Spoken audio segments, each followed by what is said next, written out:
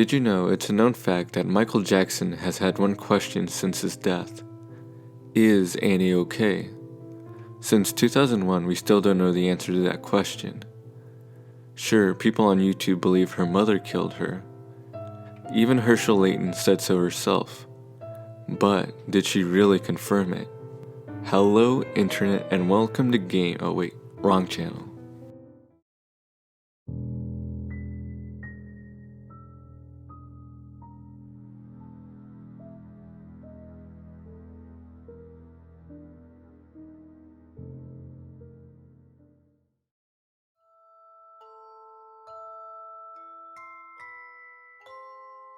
Annie was first brought to light by a YouTuber named Real Roses Are Red, ever since she uploaded her first video that mentioned 4NN1. In her video titled, "This Creepy Girl Won't Stop Messaging Me," then the creepy girl joined my game. Then the creepy girl Annie mystery explained, in her final video called The Sad Truth About the Creepy Girl Annie. For those who don't know, the story of Annie starts not from the point of view of Annie, but rather who has had the first-hand encounter with Annie. We don't know who this is exactly, but I'll reveal it later on. The story starts off with a really jerkish teenager who doesn't like kids, when one day she receives a message from 4NN1, or at least speak for Annie. Being the youth-hating introvert she is, she begrudgingly talks to Annie. Moving forward in the story, in Annie starts to get a little creepy. Annie would see things like, "Have you ever eaten a raw dog?" and "Do you ever want to touch the rusty nail?" In the end, we see the OP yet again have a final encounter with Annie. This time, normal girl Annie who doesn't say morbid comments. Annie leaves the game and the original poster is left with a small fiery surprise. When Real Roses Are Red uploaded her first video about Annie, it blew up, gaining quite an amount of attention, including some theories that were created by viewers. You probably know this one if you have seen Real Roses Are Red, or if you've seen Annie's inventory. Let's get into the first theory. Annie is abused by her mother and was forced to eat her dog. Now, before Annie changed her status, she actually had a sentence that said, "I love my friends, but my mommy, hashtags." Now, someone in the comment section pointed out that the words, "love me," fit perfectly in the hashtag section. So it's confirmed Annie has a mother. With that out of the way, the full sentence would be, "I love my friends, but my mommy doesn't love me." This raises a few red flags. It seems that Annie may be a victim of child abuse. This is a strong piece of evidence to support this theory. Annie got a dog on her birthday. She broke a plate, and her mom got a shovel from the shed. She cut the dog in half with it, forced her to eat it. Tell her she ate the dog. Annie would think of a vengeance plot, try to fight back only to get beaten down and burned alive. The problem with this theory is this is only based off of Annie's inventory. The creepypasta itself was forgotten. This is mostly because Real Roses Are Red mostly popularized the theory using only the inventory, without going back to the story. The reason why the original creepypasta is so important is because there are some contradictions. Not just the story, but the inventory images itself are contradictory. If the dog was cut in half by the shovel, then why does the supposed dog appear in one piece in the next image? Problem 2. The theory also fails to explain the skeleton with a note that says, "I defied God," and fails to mention the relation with Herschel Layton. Problem 3. Annie states in the creepypasta, "Have you ever eaten a raw dog?" Now, why do I find this sentence so meaningful in particular?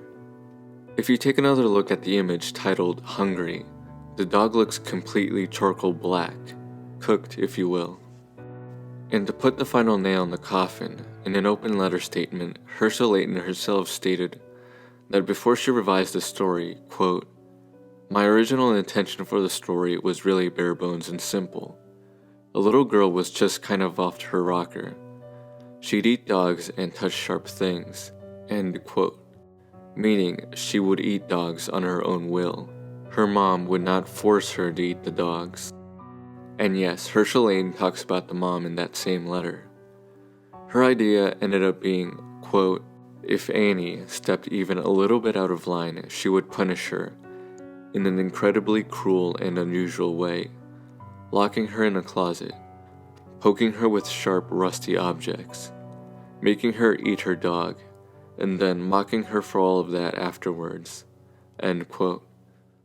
Though, she says one more thing, quote, that being said, while that's my intention for the story, I don't think it's necessarily the only correct interpretation. If you see any story a different way and think it played out differently, that's a valid interpretation too, end quote. With that out of the way, let's get into Theory 2. Annie is an orphan who also happens to be suffering from childhood schizophrenia. Schizophrenia, meaning split-minded, is a psychological disorder in which people's touch with reality is broken, causing them to hear and see things that are not there. Therefore, they cannot tell what's real. So the question is, what is and what is not real? Well, I would like to say that the one thing that is not real is the mother. The mother doesn't exist. From a certain point of view, the mother did tell Annie to not only eat the dog, but to kill it as well. Now, what evidence do I have to back this up, you might ask? Quite a few, actually. The first is that Annie is suffering from persecutory delusions. The symptom of schizophrenia is a type of delusion where people believe that they are being harmed by a group or individual. Also, if Annie is truly an orphan with schizophrenia, it is possible that the origin of her schizophrenia came from her mother, as this disorder can be passed down from parent to offspring. But the final and most compelling piece of evidence that shows Annie is truly schizophrenic is how she draws the so-called mother. If you look at it, it's simply a shadow, no details or anything, it's just all black. This piece of evidence is the true endgame. In a news article I found, a college student suffering from schizophrenia believed she was being stalked by men in black. Quote, she showed me a sketch of other pursuers, formless people enveloped in smoke. But what you could see were their eyes, she says. And they were always black, and they were always piercing. Here are the drawings.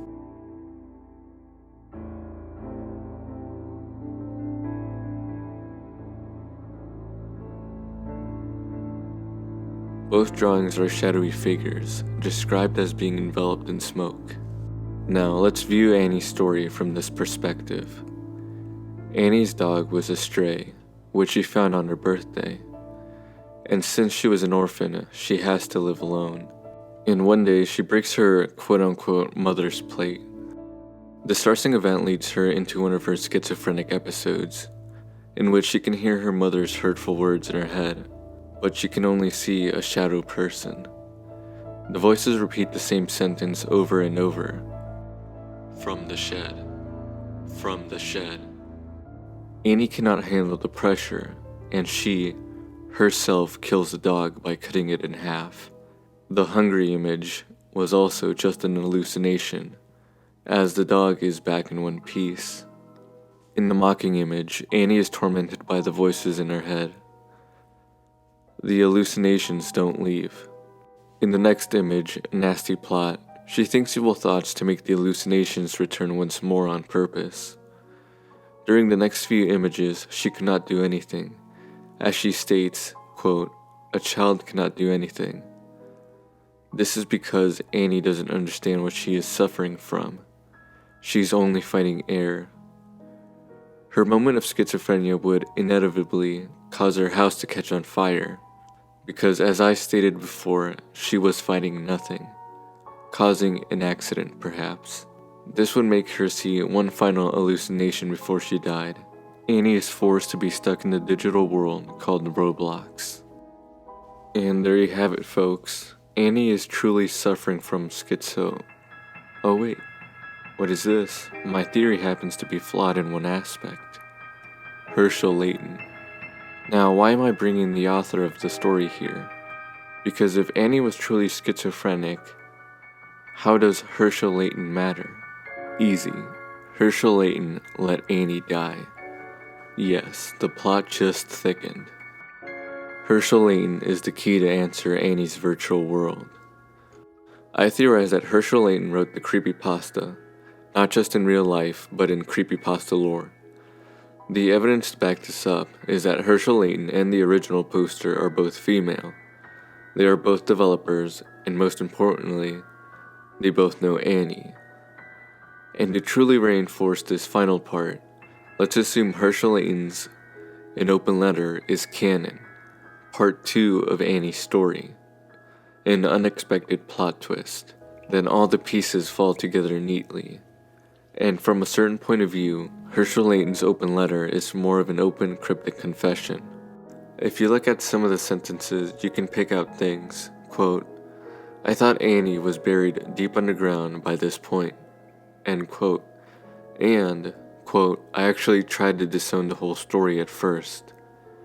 Hence the, "Let's all forget Annie ever existed" status update a while back, end quote. Herschel Layton at one point tries to throw off people with the "I defied God" quote next to the skeleton, saying it was an inside joke, but if you recall, the mother seems to be nowhere present in the game, unless the skeleton is the mother. Therefore, Herschel Layton may have had something to do with the mother's sudden disappearance. In the term God, if she is referring to herself, then she may have traces of narcissism.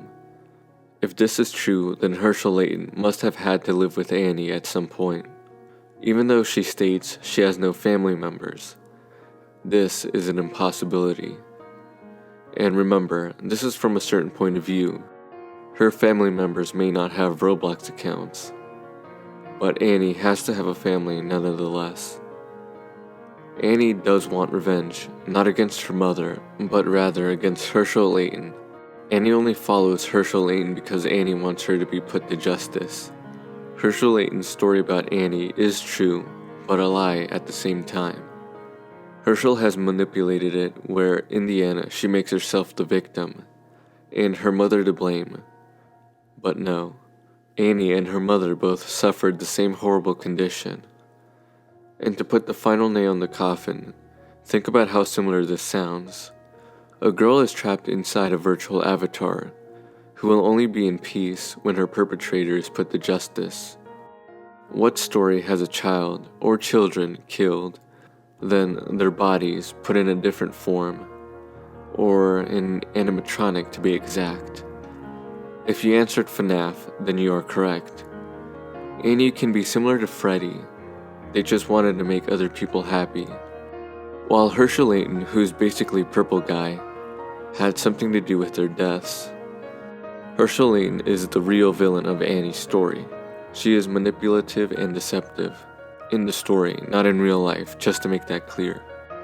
Who just watched it all unfold without doing anything. But hey, that's just a theory, and cut.